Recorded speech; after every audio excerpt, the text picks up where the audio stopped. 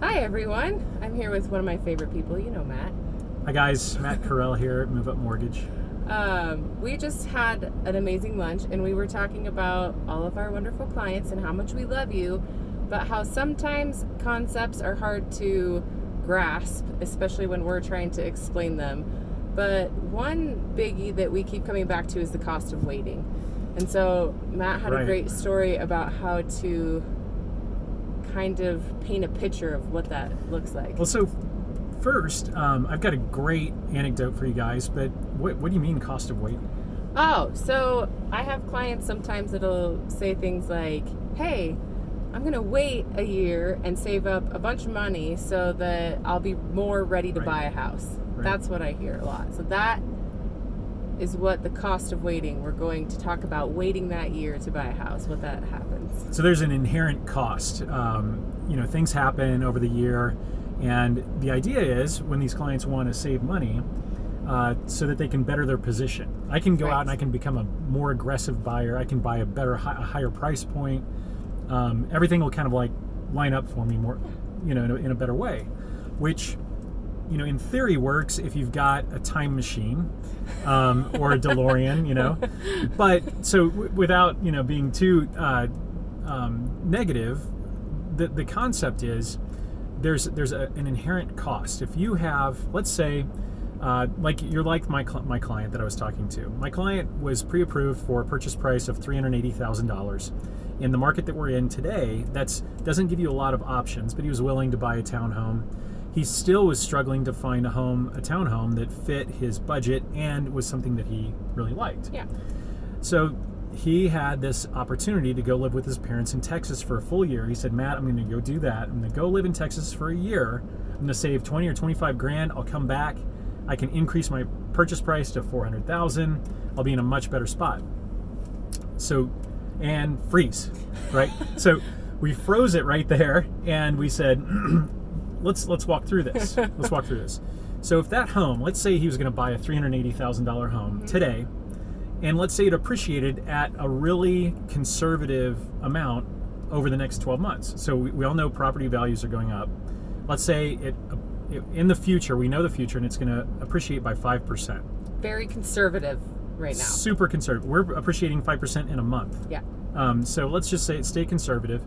That means that in a year from now, that $380,000 townhome is now for sale at about $397,000 or $400,000. Let's just call it an even $400,000.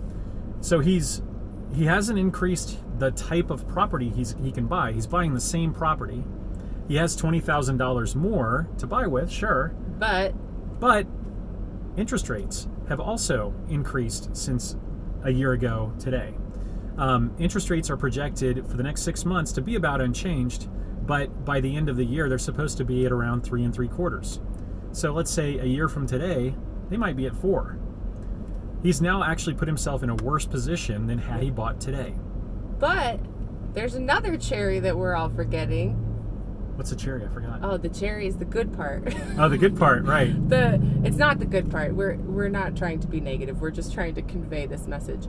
You've also spent a year paying rent somewhere. That's right. So not only have you decreased your buying power, trying to increase it, which we understand the concept of wanting to do that, but all these other factors play into it. So let's just say he's, living in somewhere in Texas and paying $1,000 a month. That's $12,000 just gone too. So the cost of waiting is all the negative things we're saying. There is a cost to it. So there's no... And there's some assumptions that we're making. We're assuming that homes in Denver continue to appreciate. That's not really an assumption anymore. No. It's going to happen. It's happening. Yeah, it's going to happen. Now, the thing that's so powerful about home ownership is appreciation. So you're controlling, let's say that guy's putting 5% down payment, you're controlling a $400,000 asset with 20 grand. Yeah. If you were on the other costs that we haven't really talked about is missed out appreciation. So we just said that home should appreciate by 5% in a year.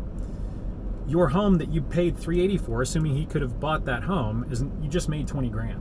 Yes. In appreciated value. So there's tons of of negatives to waiting. Now, I think we should talk about, and maybe there's another video, but we should definitely talk about the problem that this client's trying to solve. How do I get under contract in this market? Yeah. You know, he's just trying to better himself. He's not, doing anything crazy. He's just trying to improve his chances of buying a home, which is hard to do. We all get that.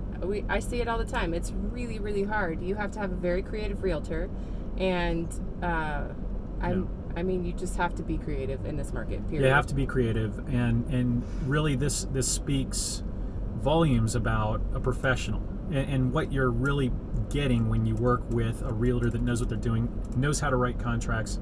There's a lot to it. So I know one that's pretty good that you can talk to, and you also need financing.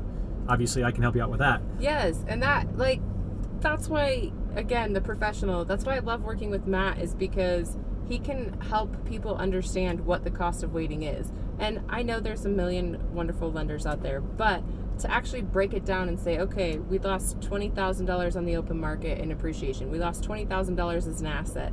We lost, very conservatively, $12,000, in rent, and not even talking about interest rates. You're talking about $52,000. So to have somebody be able to break that out for you, working with a professional, those types of things, that's why it's important. Huge. Yeah, so I think next video, let's make it something positive. Yeah, right. So how do you win? How do you be creative? How do you win a listing or an offer in this market? Yeah. That's the cliffhanger. Yeah. All right, that's the cost of waiting. Thank you guys for tuning in. Yeah. See you guys.